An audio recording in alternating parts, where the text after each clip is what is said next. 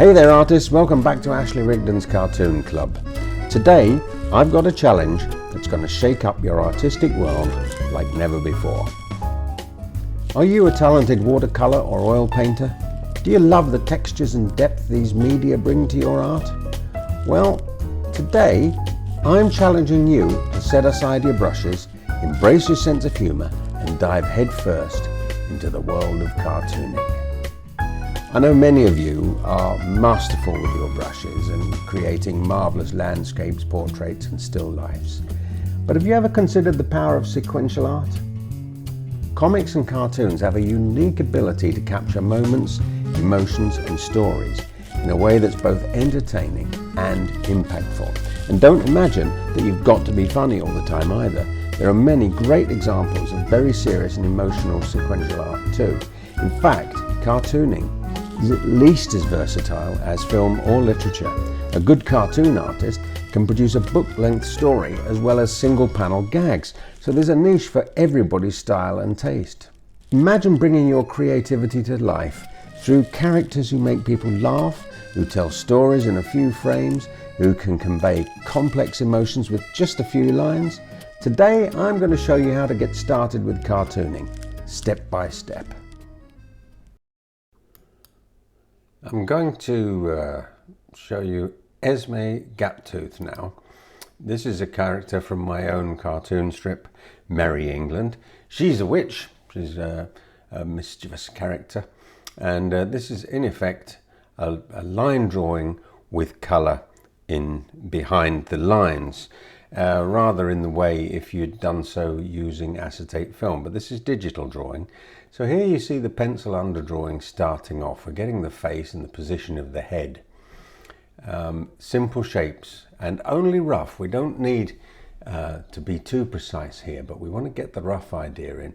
And for myself, in the whole art of cartooning, I like to take a view that you roughly draw things in pencil and then you quickly draw over the top of it in pen, and that keeps the liveliness in the picture. It stops you behaving like a building draftsman or something like that. You've got to get some action into it. And as you can see, I've moved her about a bit here, and you can see these pencil lines going in, trying to get her doing a kind of a demonic dance in the way that witches might do, that we would recognize. And that is in effect what's going on here. It's a sort of a demonic dance. But pencil work on the fingers now, trying to get some kind of expression into the hands. The loose-fitting clothes that she would have worn, because of course in the 14th century, when this cartoon series is set, clothes were not in any way elasticated. They were wool, and so they were floppy and they couldn't really be kept tight. I would have thought maybe some silk hose might have been tight, but this sort of thing, never. So she would have been a poor woman, and unkempt, as were most of the people who called themselves witches in those times. But as you see, the line drawing goes on in pencil, just getting the sketch across there like that. So a bit of a pull across the frock, as it were, the gown, with one line to show the tension in the material across the knees. And of course, no witch would be complete without some kind of a familiar. I shy away from the black cat because it's a bit of a cliche, as is the pointy hat. But I do like to make sure that Esme has her familiar, which you'll see arriving in a moment. But again, we're still adjusting the picture. Because it's digital, we can pick up pieces of it and move it around.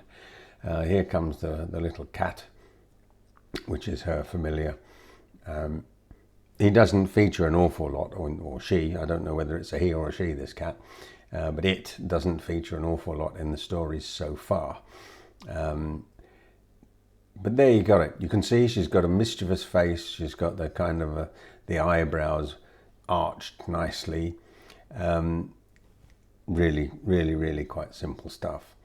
What we're going to do now is we're going to start drawing with ink over the top. Now, unlike on paper, I'll be using a separate layer on the digital setup, and the separate layer allows me, you see there you are, we knock back the pencil work, and we now start with the ink, but we move quickly. We try to move quickly so to get expression into the lines.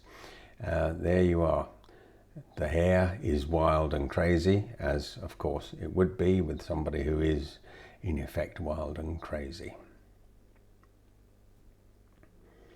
You might wonder about the things that are hanging on strings around her. Well, rather like Batman with his utility belt from which he produces everything, like some kind of waste-worn Swiss Army knife, I give my witch a set of gourds that can be opened, and inside are special magical items that she can use either for good or of course for mischief. But as you see now, the black lines are going on, and quickly as well, so as to, and the software mimics an ink pen so that the lines are not uniform in their weight. So if you press hard, you get a thicker line. If you press softly, you get a thinner line. There's the cat as well. And we're now going to move on to the colouring stage, where we once again change to a different layer which sits behind the black lines. There we are, we're blocking her hair in there. But it means if you make a mistake on the colouring, you can just erase it on that layer without touching any of the black lines. It's brilliant, really. It's so much, so superior to working with a pen and ink. And I know you probably say, oh, you know, I'd much rather feel the paper under my pen and have the wet of the ink and so forth. But in practice, this way, most of the tablets now can emulate and mimic the feel of the rough paper and the pen, but you don't accidentally smear across it with your arm, and erasing doesn't damage anything. You can't damage any ink lines by heavily erasing with a pencil. There you see the coloured gourds that Esme wears, and her cat is not a black cat. As I said, didn't want a black cat, too much of a cliche.